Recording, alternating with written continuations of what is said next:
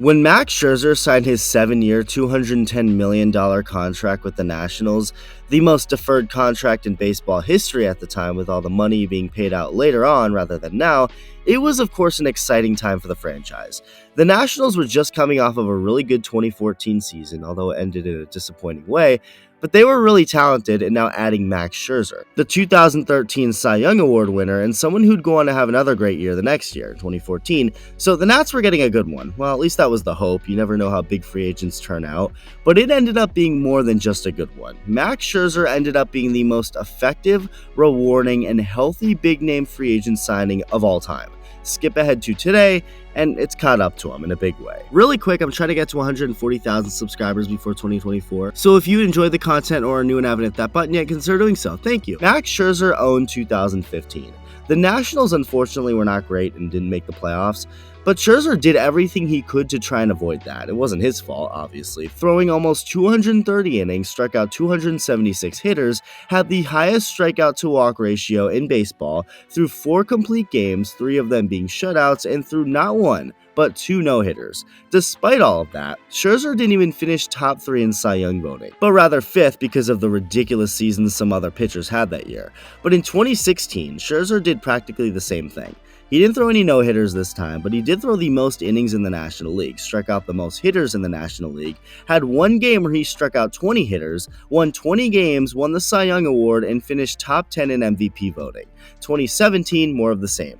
200 innings, he struck out the most hitters in the National League and won the Cy Young Award again, back to back. And then he went out and had an even better season in 2018, throwing over 220 innings, the most in baseball, struck out 300 hitters, the most in baseball, and finished second in the Cy Young voting. I mean, every single year the same thing.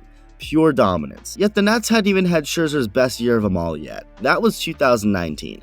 2019 was the first year Scherzer didn't pitch 200 plus innings with the Nationals, and the first time he hadn't done so since 2012, as he threw 172 innings, missing a few starts, and spending just a little bit of time on the injured list in July of that year because of some issues in his shoulder blade and back, a hint of future problems, but he was great overall, having another dominant season, one that featured an ERA under 3, he struck out a lot of hitters and finished 3rd in Cy Young voting, but most importantly, he helped lead his Nationals to a deep playoff run that resulted in a championship, the first for the Nationals and for Scherzer himself. So that was now 5 years of Scherzer's contract now in the books. Let's go over these insane numbers quickly. In these 5 seasons from 2015 through 2019, over 1,000 innings pitched and 158 starts, a 2.74 ERA, over 1,300 strikeouts, 2 Cy Young Awards, and a World Series title. I mean, can you think of a contract that paid off more? Scherzer was insanely dominant, insanely reliable, averaging 32 starts a year and 210 innings a year,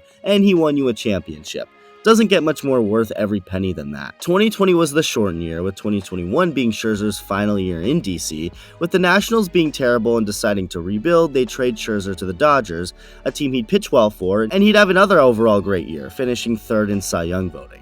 The Dodgers rolled into the postseason. Scherzer played a vital part in their first-round win against the Giants, but in the NLCS against the Braves, something concerning was brought up regarding Scherzer's arm. After Game 2 of the series in Atlanta, a game Scherzer started and a game the Dodgers lost, Scherzer himself discussed how his arm was dead, how when he was warming up it was tired and it wasn't loosening up. In fact, it was tightening up, so he knew his pitch count was going to be limited. That offseason, Steve Cohen decided to bring Scherzer on board to his Mets on the largest annual salary contract of all time. And although he was good with the Mets in 2022, really good actually, pitching to a 2.29 ERA and winning 11 games, helping lead the Mets to over 100 wins in the postseason, he was still limited to just 145 innings due to injury issues that held him back just a bit. And in the first game of the playoff series that they'd lose to the Padres, Scherzer gave up 7 runs on 7 hits, 4 of those hits being home runs. It was bad, and he didn't truly get back to form in 2023.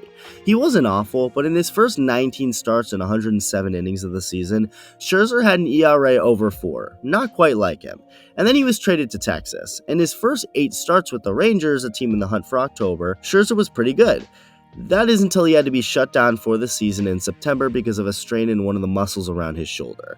It was expected that that was it for 2023, no matter what. That Scherzer did end up coming back and getting reactivated on the postseason roster against Houston, and he wasn't very effective, giving up 5 runs in Game 3 of the ALCS, started Game 7 in Houston and didn't even get through 3 innings, pitching for the last time in Game 3 of the World Series, where he was much better, not allowing any runs, but only in 3 innings of work, shutting him down again for good this time with back pain.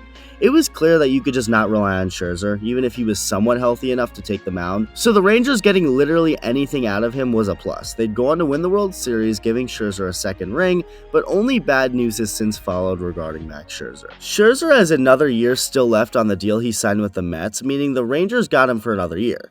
But make that now half a year, maybe, hopefully, because Scherzer will now be out until the middle of 2024 after getting surgery for a herniated disc just recently. With Scherzer himself talking about how after returning to his off-season home in Florida, the discomfort in his back just got worse and worse. Injections and other non-surgical matters were taken to help it out, with Scherzer eventually just opting for the surgery, realizing it was the best and likely only way to go about fixing this. Nothing else was helping. So what this all is, clearly, is just everything catching up to Scherzer. I mean, this guy was never hurt, ever. From 2009 through 2018, Scherzer made at least 30 starts every year. And from 2013 through 2018, Scherzer threw at least 200 innings, averaging 219 a year over that 6-year span. That's just unheard of and so rare, just to be that healthy.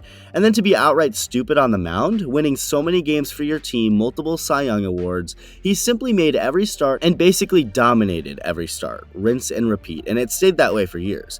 The dude seemed invincible, but since 2019, Scherzer's unfortunately been dealing with arm injuries, and 2023 was the first year we really saw it affect his results the most, being the first year since 2014 where he had an ERA over 3 beside 2020, and it was in the high 3s at 3.77. Not that that's terrible, obviously, but clearly Scherzer isn't and hasn't been right for a while now. He hasn't been the same. His innings have been limited, and situations like this past October run for the Rangers really seemed like a grind for Scherzer, just to pitch a few innings. Now, Scherzer is also about to be in his age 39 season. The ending of his career is on the horizon, which is a sad thing to think about, as we may never see him have a full effective year ever again. He's got this surgery now. He's not going to pitch until next summer. Who knows if that'll even go to plan, and you just kind of get the feeling that the Rangers will feel blessed to get anything out of Scherzer from here on out. But also, at this point, we're just being greedy. He's given us so many of those full effective years. He's had such a legendary career, and no matter what happens from this point forward, even if he's hurt a lot and can't pitch as well as he has before, Max Scherzer is a slam dunk first ballot Hall of Famer. Let me know what you think. Thank you for watching, and I'll see you in the next video.